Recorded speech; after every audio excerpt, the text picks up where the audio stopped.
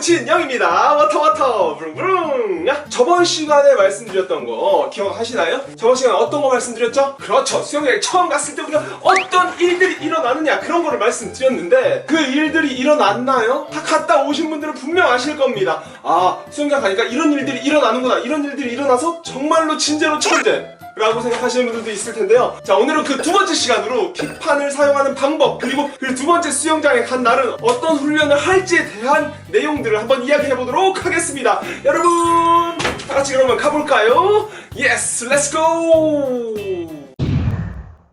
진제로 TV.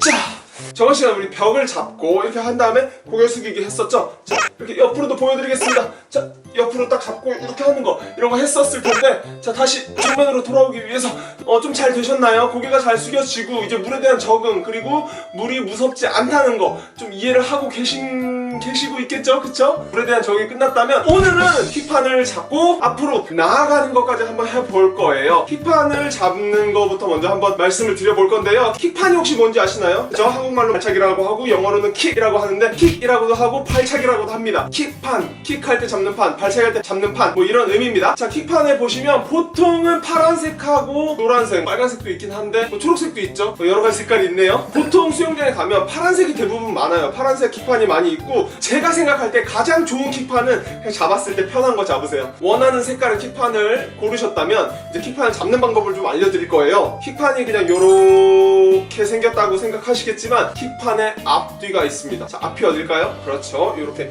동그랗게 된 부분이 앞이고요. 파져 있는 부분, 이렇게 살짝 오목한 부분이 뒤입니다. 이렇게 앞과 뒤가 있는 이유는 킥판을 잡았을 때 물을 뚫고 나가야 되죠. 물을 뚫고 나가기 위해서 로켓처럼 아래쪽이 오목한 이유는요, 그 안에 고개를 집어넣었을 때 킥판과 이마 혹은 정수리가 닿지 않게끔 하기 위해서 여기가 오목하게 생겼습니다. 상황에 따라서는 옆으로도 잡고 뭐 뒤집어서 잡는 경우도 있지만, 우리는 처음 수영을 하고 처음 배우는 만큼 앞과 뒤를 구분해서 잡아주면 좋을 것 같습니다. 두 번째, 킥판의 구분. 킥판에는 위와 아래가 있습니다. 위와 아래, 그 무슨 말일까요? 어느 쪽 면이 물을 닿고 어느 쪽 면을 위쪽 하늘을 보게 할 거냐, 그거의 차이인데요. 킥판의 앞쪽 면을 보시면 깎여있는 부분이 있습니다. 깎여있는 면을 아래로 향하고 잡으셔야 돼요. 킥판이 아래가 깎여있습니다. 그러면 파도가 이렇게 왔을 때 파도는 킥판 아래로 지나갈 거예요. 하지만 반대로 잡았을 때는 파도가 왔을 때 킥판 위로 파도가 올라탈 겁니다. 그렇게 킥판의 앞뒤 위 아래를 아셨다면 이제 킥판을 잡아볼 차례죠. 킥판은 크게 세 군데를 잡습니다. 어디 위, 옆, 아래, 이렇게 세 군데를 잡는데요. 위에 잡기 같은 경우는 웬만하면 고개를 들고 발차기를 차요. 들고 발차기를 차는 이유는 킥판이 내 팔 가까이까지 왔기 때문에 고개를 숙일 수 있는 공간이 잘 나오지가 않습니다. 그렇게 딱 잡죠? 그러면 이 킥판이 어디까지 올까요? 여기까지 이렇게 올 거예요. 이렇게 오면은 고개를 숙이면 아야 할 수 있기 때문에 고개를 들고 찹니다. 그리고 옆에 잡기를 할 수 있어요. 옆에 잡기 같은 경우는 초보자분들, 처음 수영하시는 분들, 그리고 좀 중심 잡기가 좀 힘드신 분들,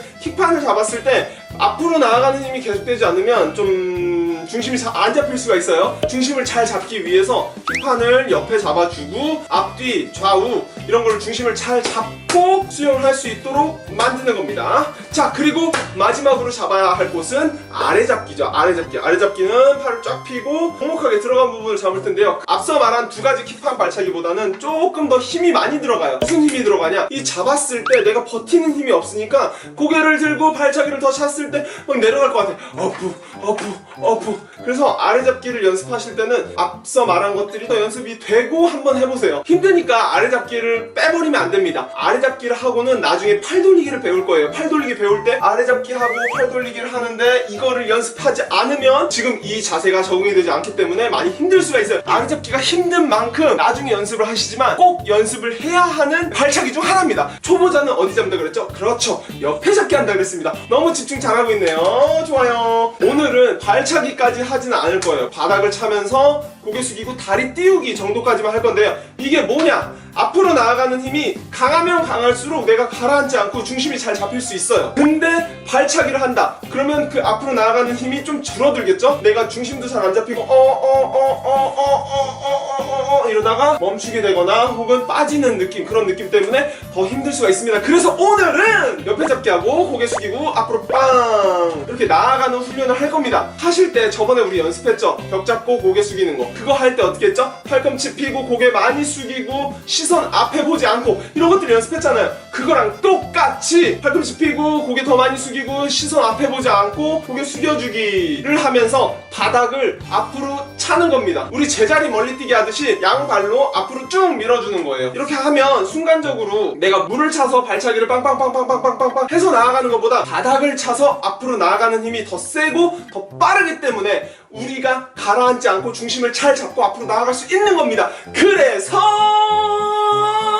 바닥을 차는 연습을 먼저 하는 거예요. 그게 적응이 되고 그게 조금 나한테 공포감이 없어지고 무서움이 없어진 다음에 발차기를 하시면은 조금 더 편안한 마음, 아주 편안해 하면서 하실 수 있습니다. 그렇기 때문에 지금 이 훈련을 먼저 한 다음에 발차기를 한번 해보세요. 그냥 발차기를 한다. 그럼 물론 뭐 잘하시는 분들도 있겠죠. 하지만 그러지 않으신 분들은 일단 킥판을 잡는 것 자체 그리고 물 위에 뜨는 것 자체가 조금 불안하고 두려울 수 있습니다. 그런 거를 이겨내기 위해서 바닥을 차고 앞으로 나아가는 그런 훈련을 하는 겁니다. 다리가 수면 근처까지 최대한 오려고 노력을 해보세요. 수면 근처까지 최대한 오려고 노력을 했을 때 나중에 발차기를 해도 이 부분에서 계속 발차기를 차기 때문에 그래서 수면 위치까지 올라와야 한다는 겁니다. 오늘은 킥판 잡는 방법과 그리고 킥판을 잡았을 때 처음 잡았을 때 발차기를 하지 않고 고개를 숙이면서 앞으로 쭉쭉쭉 나갈 수 있는 그런 훈련 방법에